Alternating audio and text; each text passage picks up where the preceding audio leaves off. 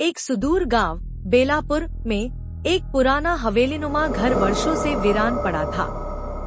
कहते हैं उस घर में एक डायन रहती थी जिसकी काली चोटी जमीन से भी लंबी थी। गांव के बुजुर्ग अक्सर बच्चों को चेतावनी देते, उस हवेली के पास मत जाना, वहाँ काली चोटी की साया है। गांव के इतिहास में कई अजीबोगरीब घटनाएं दर्ज थी। रात को औरतों की चीखें सुनाई देती, मवेशी अचानक मर जाते और बच्चों के बाल रातों रात गायब हो जाते।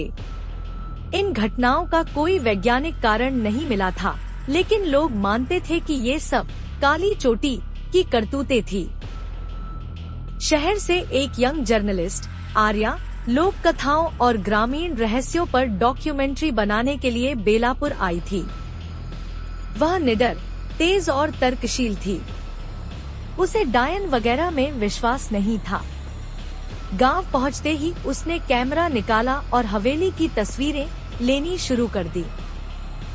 एक वृद्ध औरत ने उसे रोका, बिटिया उधर मत जाना, डायन जाग जाएगी। लेकिन आर्या ने मुस्कुराकर कहा, अंधविश्वास से डरने वालों को ही डर लगता है। हवेली में आर्या को एक पुराना लकड़ी का संदूक मिला। उसमें एक युवती की तस्वीर थी, आंखें भयभीत, चोटी जमीन तक फैली हुई। साथ में था एक पत्र, जिसने मेरी चोटी काटी, मैं उसकी नसें काटूंगी। मेरी पीड़ा अधूरी है, मैं हर जन्म में लौटूंगी। साथ ही एक किताब भी मिली, जिसमें काली विद्या और तंत्र मंत्र के बारे में लिखा था। उस किताब को हाथ लगाते ही आर्या को चक्कर आने लगे और उसे खून से लथपथ एक औरत का चेहरा दिखा। गांव की एकमात्र जीवित बुजुर्ग महिला दादी अमृता ने आर्या को बताया, वो लड़की एक साधारण नर्तकी थी जिसे जमींदार ने अपनाना चाहा। मना करने पर गांव के पुरुषों ने उसे डायन कहकर चोटी काट दी और जिंदा जला दिया। मरते समय उसने कसम खाई कि उसकी आत्मा तब तक चैन नहीं पाएगी जब तक उसकी चोटी दोबारा न बने और वह अपना बदला न ले। उसकी आत्मा अब भी हवेली में भटक रही है और जिस भी लड़की के बाल लंबे होते हैं उसमें वो समा जाती है। रातों को आर्या नींद में चलने लगी। उसका चेहरा पीला, आंखें लाल और बाल बिना कटे लंबे होते जा रहे थे। एक रात वह खुद को हवेली के बीचों बीच मिट्टी खोदते हुए पाती है। वह बिना होश के खुद कुछ मंत्र बुदबुदा रही थी। कैमरे में रिकॉर्ड हुई फुटेज देखकर उसके दोस्त अमन ने कहा, तू तो बदल गई है आर्या, अब तू नहीं रही। आर्या गांव के एक तांत्रिक भैरवनाथ से मिलती है। वह बताता है कि डायन अब आर्या के शरीर में बसने लगी है। केवल एक ही उपाय है, उस चोटी को जलाकर नष्ट करना, जिसे डायन ने जमीन में छुपा रखा है। भैरवनाथ एक योजना बनाता है। पूर्णिमा की रात को तंत्र साधना के माध्यम से उस चोटी को निकालकर जलाना होगा। लेकिन अगर डायन को समय रहते नहीं रोका गया तो वो आर्या के शरीर को पूरी तरह ले लेगी। पूर्णिमा की रात हवेली का वातावरण भयानक हो जाता है।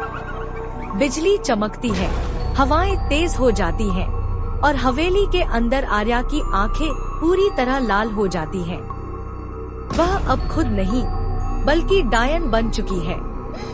भैरवनाथ और अमन मिलकर उसे एक यंत्र के घेरे में बांधते हैं और चोटी को जमीन से बाहर लाते हैं। चोटी जमीन से खुद ब खुद बाहर निकलती है, काली, मोटी और सांप जैसी सरकती हुई। जैसे ही भैरवनाथ मंत्र पढ़ता है, वह चोटी सभी को जकड़ने लगती है। आर्या की आत्मा भीतर से लड़ती है। वह तड़पती है, चिल्लाती है, लेकिन अंत में जान जाती है कि केवल उसका बलिदान ही डायन को रोक सकता है। वह चोटी को अपने सीने में लपेट लेती है और जलते हुए अग्निकुंड में कूद जाती है। सुबह हवेली राख हो चुकी थी। सबको लगा डायन अब खत्म हो गई। गांव में जीवन धीरे धीरे सामान्य हो गया। अमन ने आर्या की डायरी को एक किताब की शक्ल दी और उसे काली चोटी नाम से प्रकाशित किया। लेकिन एक दिन गांव की एक छोटी बच्ची की चोटी अचानक जमीन तक बढ़ने लगी और उसने अपने पिता से कहा, पापा, मुझे नींद में कोई कहता है तेरी चोटी बहुत सुंदर है। अमन की आंखें फटी की फटी रह गईं। यह अंत नहीं था। डायन अब एक नए शरीर में लौट आई थी और इस बार वह सिर्फ बदला नहीं, पूरा गांव चाहती थी।